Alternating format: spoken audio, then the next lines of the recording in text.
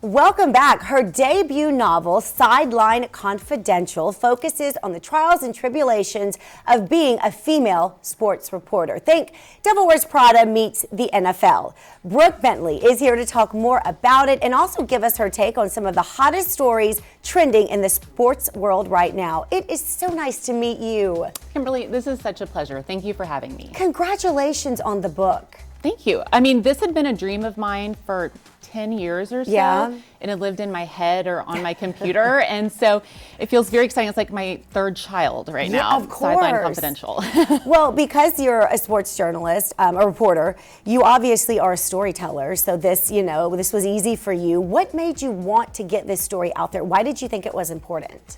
Well, I took a job with the Houston Texans right out of journalism school, and I was really unprepared for what it would be like to work in journalism at that level. Right. And I mean, the NFL is the most powerful sports league in the world right now, and I was dealing with a lot of egos, and I was also on a team where I was the first woman to travel consistently with the team, and so they weren't quite used to that. Yeah. And so on my first day of work, my boss told me that I could not ride on the bus with the coaches and the players because he thought I would be a distraction. And I thought, what? Because you're hot. That's why. Next to cheerleaders. Like, I'm in a Gap button down. Like, what do they care about me? But I think they were navigating that, and that worked itself out. Yeah. I gained the trust of the coaches, the players, the team. But that moment lived in my head, and I thought, this is a story, and I want to write this like the Devil Wears Prada, but set in the NFL. Yeah. And then a couple of years ago, some really horrible allegations came out of the Washington NFL team, the former Redskins team, about sexual harassment that had happened there. And I just started talking to other women that I knew in the NFL. And I thought, there's more of a story here about how hard it is for young women to break into that industry. And especially you right out of college. People don't jump to a position like that typically. You start in a small market and you work your way up. Exactly. You were still so young and green. So young and green, and I had no tools to navigate it. Yeah. And that's one thing I really talk about in this book, because the young journalist has a mentor. And I think it's so important for young women in this business to have a mentor going in. You have to. You have to. It is a new scary world, the world of TV, and that includes sports, and it can be overwhelming. You need that person or that book to guide you. Yes, and that's why this book is here. That's my why for it. Yeah, you're going to be many, many young women's mentor just by writing this book.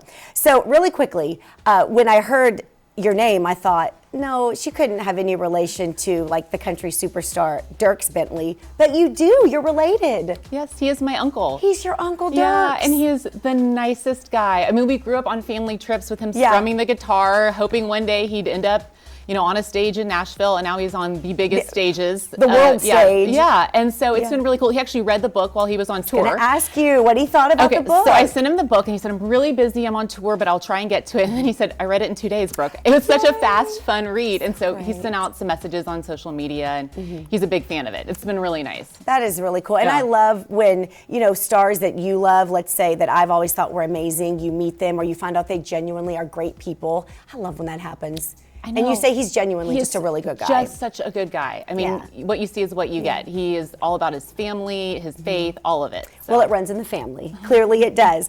We thought while we had you here, we would maybe get your take on some of the top sports stories that are happening in the world right now. Are you good with that? I am. Okay, she's always prepared. She is.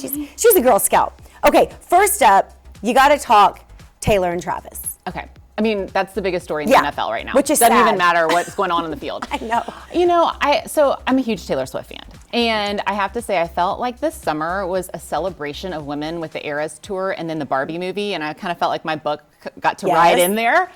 But I love Taylor. And so she's bringing in a whole new fan base for the NFL, which is great. And I mean, we do want to see her up in the suite, hugging Donna Kelsey and jumping around with Blake Lively. And it's cool. Where I think the NFL has gone wrong is that they've started tweeting out and they said, the Chiefs are 2-0 with Taylor Swift in attendance. Like, the NFL needs not to get involved. The guys are saying, come on, seriously. Yeah. Can we just focus on the game? Well, and then there are a couple questionable calls against the Jets. And then you're like, well, is the NFL rooting for the Chiefs because it's good for business? I mean, Kelsey's jersey has gone up in sales 400%. It's unbelievable. It's unbelievable. All Taylor. Yeah. The power of Taylor Swift. Okay, I like your take on that. Second, How do you feel about Michael Jordan becoming a billionaire with a B? This news just came out. So he has been incredible in promoting his brand. He was drafted in 1984. Yeah. 4 decades of brand. Amazing. Air Jordan, Nike brand, Jordan everything that has continued to sell. Yeah. I think his last royalty check from Nike was $260 million. I mean,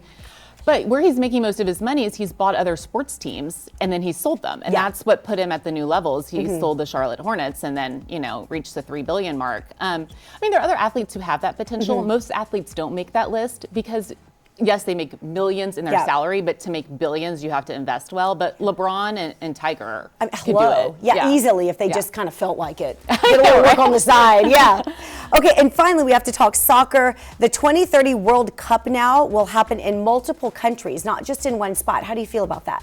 I think it's very cool because soccer is the global sport. It is. And I write about this at the end of my book. I do feel like sports unify people. I mean, it brings together people of all walks of life.